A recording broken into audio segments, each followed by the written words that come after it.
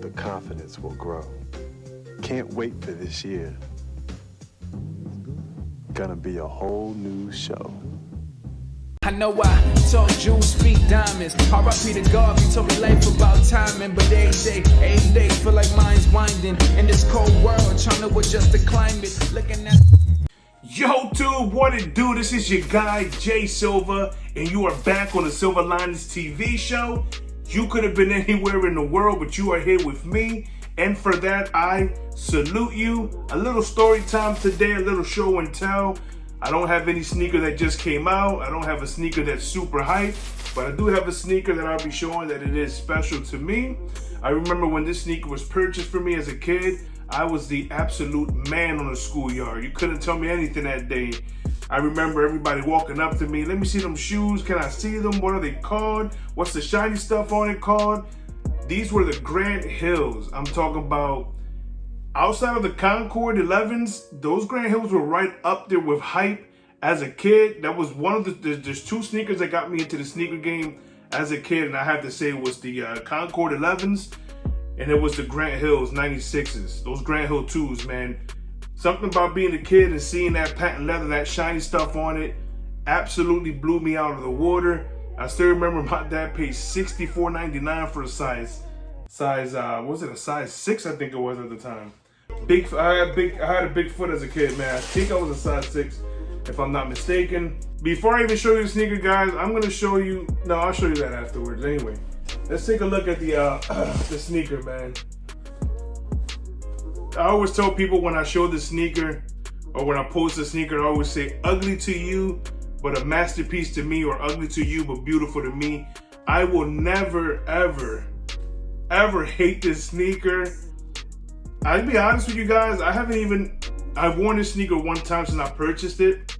You can see it's a little dirty there, but like to me, it's more like a piece of art to me. Like, I don't care if I ever wear the sneaker. The fact that it's nostalgic to me, because I remember that day like it was yesterday. We were under this, back in the day before Models and Foot Lockers and Champs and Dick's Sporting Goods and all that stuff.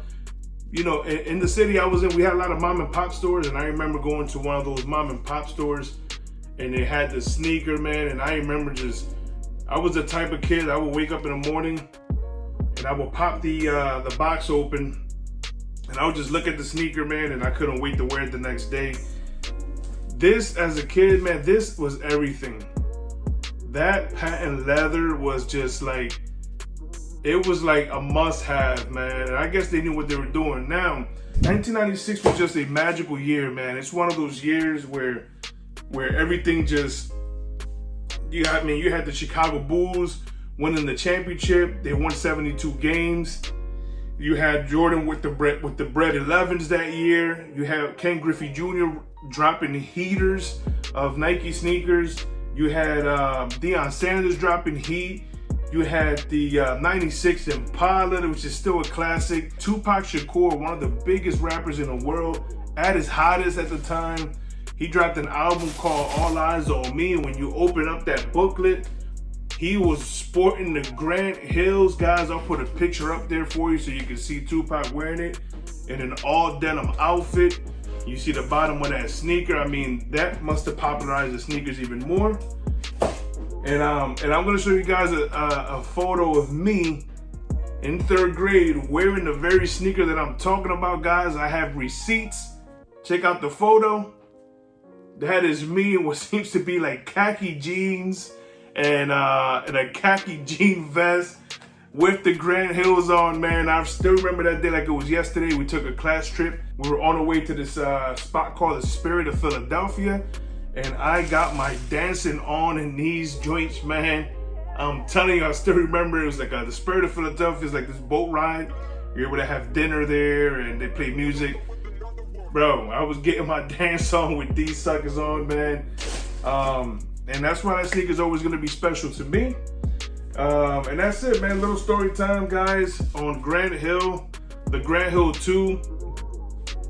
Just a great sneaker. Takes me back to that era, and this is always also a sneaker that when you do wear it, man, you always get those OGs, man, a little older than you, that Hey man, you got them Grand Hills on. Yeah, man, I remember them. And one of the things I miss about that era, guys, it was so many options. You had so many signature athletes like Grant Hill, Sean Kemp, Allen Iverson, Michael Jordan, Jamal Mashburn, Patrick Ewing, and everybody had different sneakers. Grant Hill had the Fila, Sean Kemp had the Reeboks, Allen Iverson was with Reebok, Jordan and his Nike stuff, Patrick Ewing with his own Ewing line. There were so many options, and now it's like that's diminished a lot. And you know, your average sneakerhead now is gonna show you the Jordan 1 in a million colors. And that's cool, and I respect it, because, you know, if that's what you like, hey, you like it, I love it. But I miss being able to walk in that sneaker store and just see options, man. And that's not the case. So for me, when these come out, man, once in a while, every couple of years, they'll drop this classic shoe. I'll always go out of my way to purchase it because it is special to me. I'm telling you, man, you ain't gotta love it, but you must respect it. He is I, and I am him. Jay Silva checking out.